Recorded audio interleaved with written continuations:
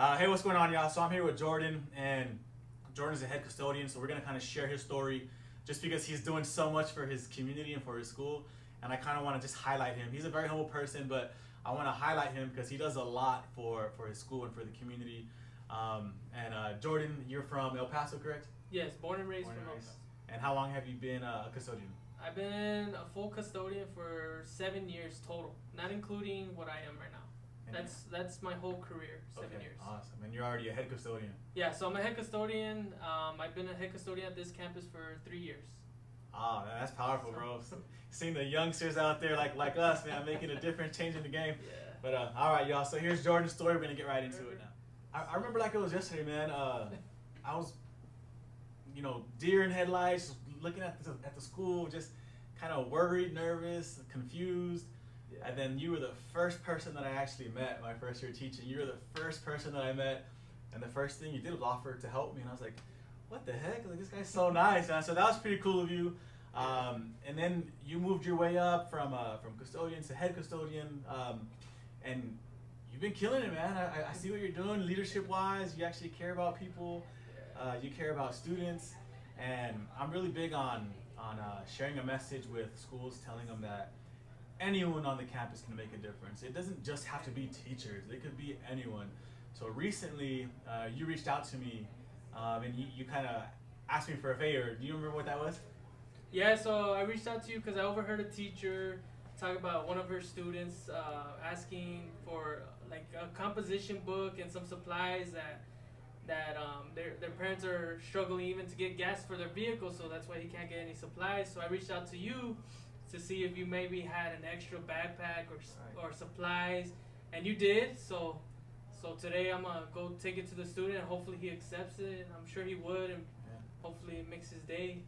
I think that's awesome, man, because you weren't even part of the conversation. You were hearing. Just around. Yeah. You were hearing what's going on. You didn't have to do that. You didn't have to go out of your way to try to get this kid supplies. So why? Why did you go out of your way to, hey, let me make a difference. Let me help this kid. Why? What made you go out of your way? I just went out of my way because I could relate to the kid when I was growing up. I mean, it was a struggle for me and my parents. We all worked. I even worked since 12 years old, and it's a struggle to get supplies. I mean, back in the day, it was a little cheaper than it is now and less demanded for what we need. But hey, I didn't want to be asking others because it was hard. So.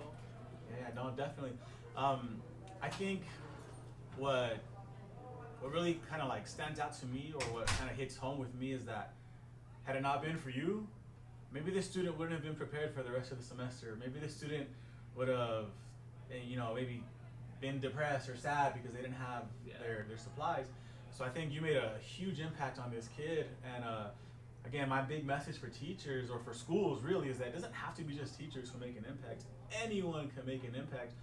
And since the first year that I was teaching, I've seen you were always there to help kids out, greeting them in the hallways, and making them feel welcome at the school. And you continue to do that, man. I think that's powerful. I think that's awesome. You have any other stories, real quick, of how you've maybe gone out of your way to help a kid? And I know you're a very humble guy and you don't like talking about it, but I need to share your story, man, because it's so powerful. So the other ways I can help kids is by, if I see a kid having a bad day, I always ask them, is everything all right? Sometimes they reach out to me and say their day, and sometimes they don't. So it's like a salesman job. Like, get a lot of no's before you get someone to actually say yes to open up to you. So I don't have a lot of stories with students, but I try helping them a lot. Like, I always tell them stories about how I help someone when they run out of gas in an intersection that's pitch black, and I help them move their car from an unsafe place to a safe gas station so they could go home. It was like 8 p.m. There was no lights, so I stopped. My wife was behind me in another vehicle. I told her, hey, let's go move my vehicle to the gas station. Let's come back and let's push him to safety, him and his wife, and she was pregnant too. And so yeah, I pushed him about a quarter mile to a safe gas station. He went on his business, I went on mine. He offered to give me something. I said, nah, don't worry about it. I'm just helping you out, get an unsafe environment to a safe environment so you can go home safe.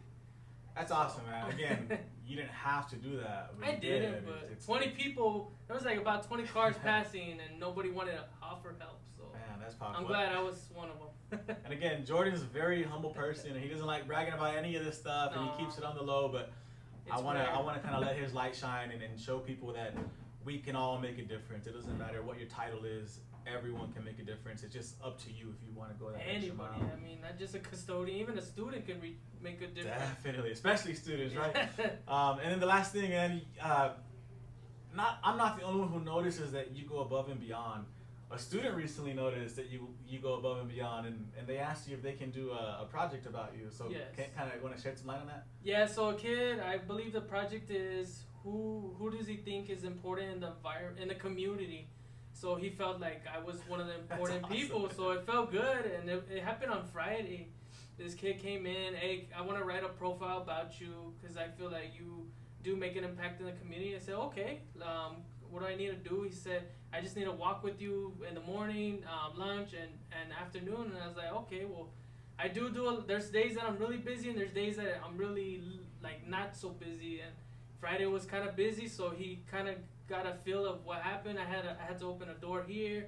I had to go move some chairs for somebody. Hey Jordan, I need some chairs. So it was a quick movement. So it wasn't like I told him, my job is not planned.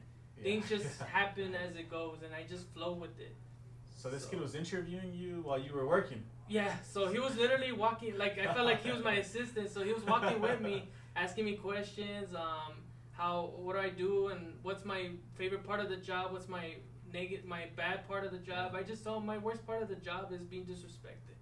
I was like, I mean, I know I'm just a custodian, but you shouldn't be disrespecting anyone because you gotta respect your elders no matter what title they're in. I was like, I have an education too. I have a diploma. I'm not a dropout.